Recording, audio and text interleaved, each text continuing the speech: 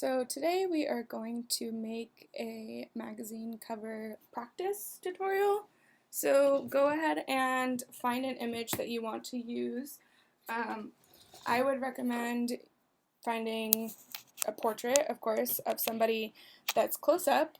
It can be farther away if you want, so it just depends on the style that you're going for.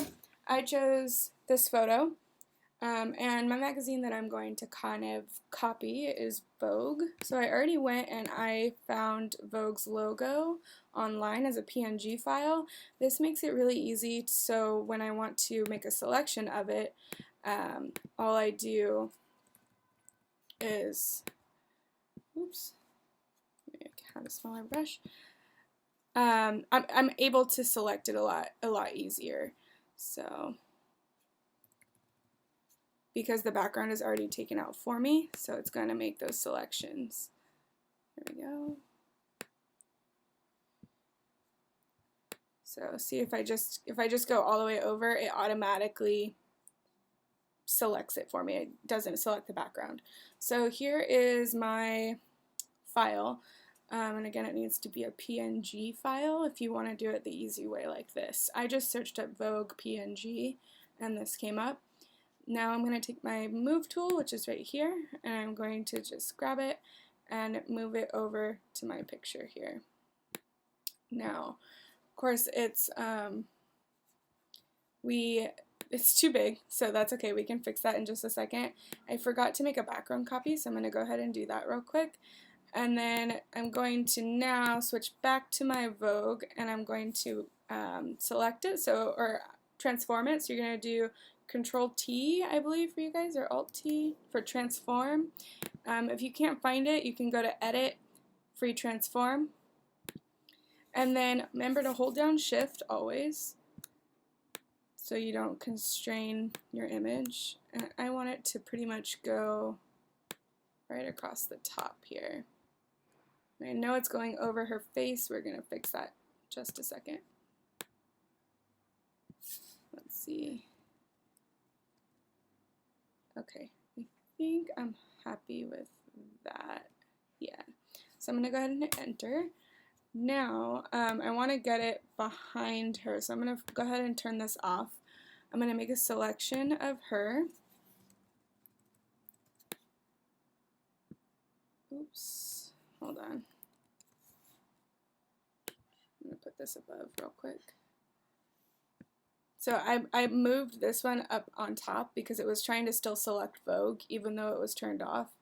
So I just moved her up top, and then I'm going to move it to the bottom in just a second once I finish my selection. Okay.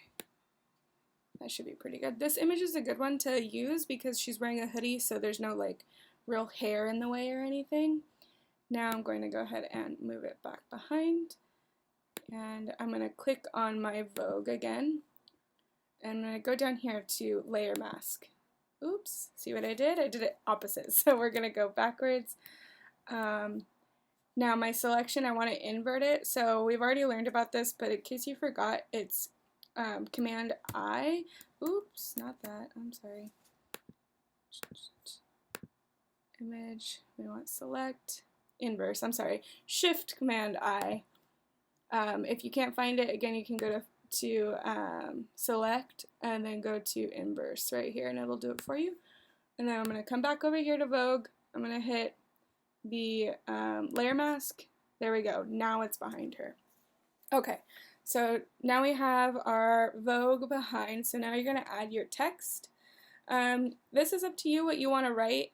Just have it kind of be in the same style of what's happening on the cover. So I would want to talk about Ariana here. So I'm going to go to my text button right here. And I don't want to put it on the layer mask, so I'm going to make, no, we're not going to do that right now. I'm going to go ahead and just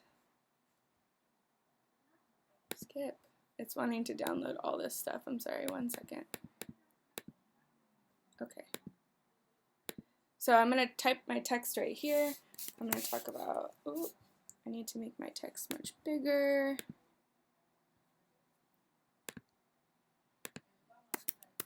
I'm going to talk about Ariana. gonna skip. You can arrange it however you want. And of course, whatever color that you want. I need something that's gonna stand out behind both of these backgrounds. So, I think I'm gonna do some sort of teal color. Yeah. Or how does white? I don't think white will show up. Oh, it kind of does. Yeah, we'll go with white. Okay. Now, I'm gonna type something else. Maybe make my font a little smaller. I am using a reference photo, which is what I want you guys to do as well, to kind of look at where the placement would be.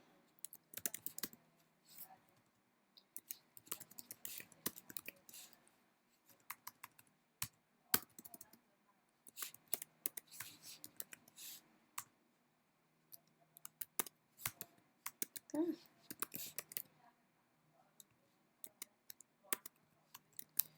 So when you're typing on top of an image, the reason that I'm kind of going like the year that changed everything is because you don't want to cover up the whole picture here.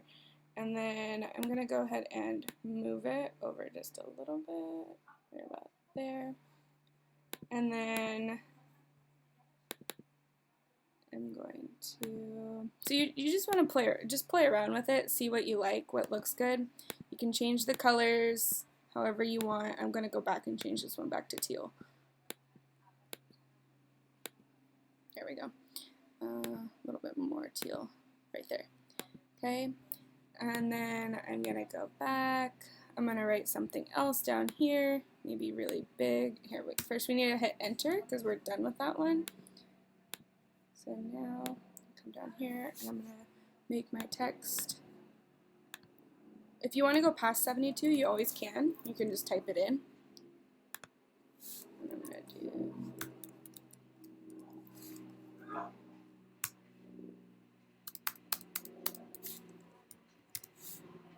Again, if it goes off of your page, you can just move it over.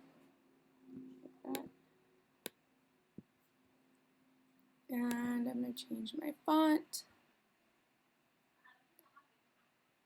Let's see.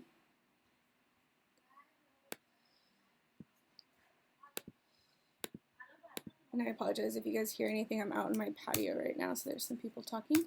Okay, there we go. Now, if I had more time, I just want to show you how to add text and everything. But I would keep going, add more on this side. Even a barcode you can add here. You just have to look it up on the internet. You can find it. But you can do this for any magazine that you want to do. It doesn't have to be Vogue. It can be Sports Illustrated. You can pick whoever you want to do. I highly suggest researching a magazine cover first so you can kind of get an idea of what picture you should choose and what font, what style, what colors, all of that. By finding one that you like first, well, this will be a lot easier for you. But I just wanted to show you how to get the text behind the person. Okay, so once you guys are done, you're going to